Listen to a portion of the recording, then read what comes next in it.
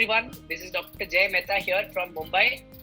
I am the Scientific Director of Shri IVF Clinic, and today we will try and answer the most commonly asked questions regarding fibroid.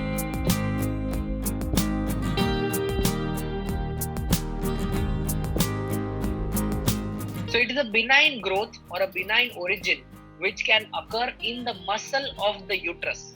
So the uterus, if we practically try and understand, is made up of 3 layers in every lady. And the layer in the middle is also called as the myometrium, which we can colloquially call as the uterine muscle. And when a benign growth occurs in the uterine muscle, it grows and it forms a capsule around it with the rest of the muscle. And this is what we most commonly refer to as a fibroid.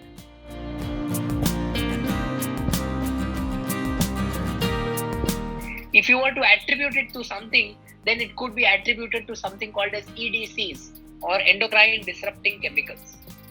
The second most common reason why fibroids would occur would be in women who are facing infertility. That means they've been nulliparous or they've not had children for a long period of time.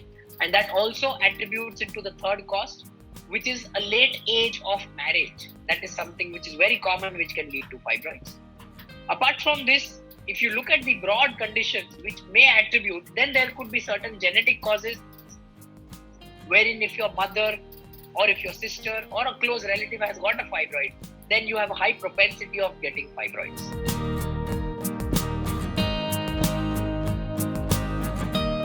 So a large fibroid can cause a lot of bleeding, heavy menstrual bleeding. It can also cause pain during periods, which is called as dysmenorrhea, or it can be asymptomatic as we described.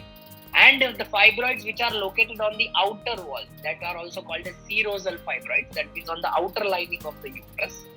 These fibroids typically cause pain. So if a lady is complaining predominantly of urine retention, that's a common symptom of fibroids, or if she's complaining of constipation, these two things usually point towards a fibroid which is located on the outskirts, that means on the outer border of the uterus.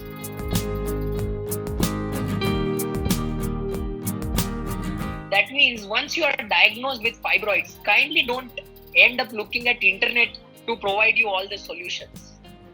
Please do not go with a fixed notion in your head that you are going to get treated only with medicines. You are going to get treated only with surgery. You are not going to take any treatment. Just because the doctor told a treatment which you don't want to take, you're going to change the doctor. I think that rigidness in approach should not be there. So remember, quite a lot of these fibroids might need no treatment. Okay, they are just lying there. Most commonly, we have to spend a lot of time telling people that you don't need to do treatment because they've read somewhere that I have a 1 centimeter fibroid and now this fibroid is going to become cancer. It's probably not going to happen that way. So please trust your doctor in that.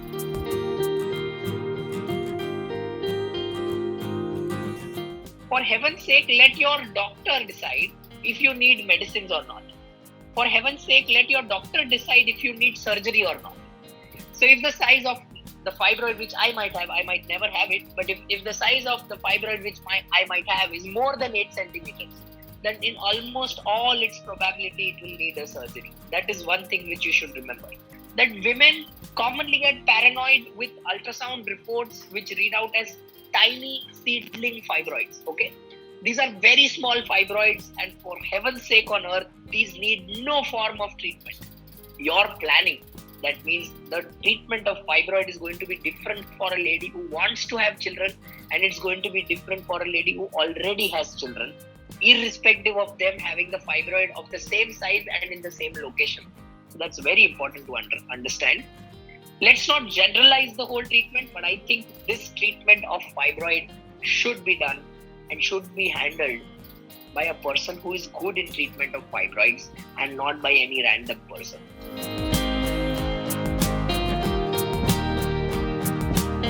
So at the end, I would just like to pray and hope that you and your close ones, your family and your relatives, all of you are safe, healthy and disease free. I hope all of you spend this time together to brief up on the most common problems which can occur in women's health. And I also hope, should there be a need in this time, you learn and you decide that seeking a good medical opinion is going to be the best for you and your family's outcome, so that at the end of it, just in case you do have a problem, you are in the best of the hands to solve your problem.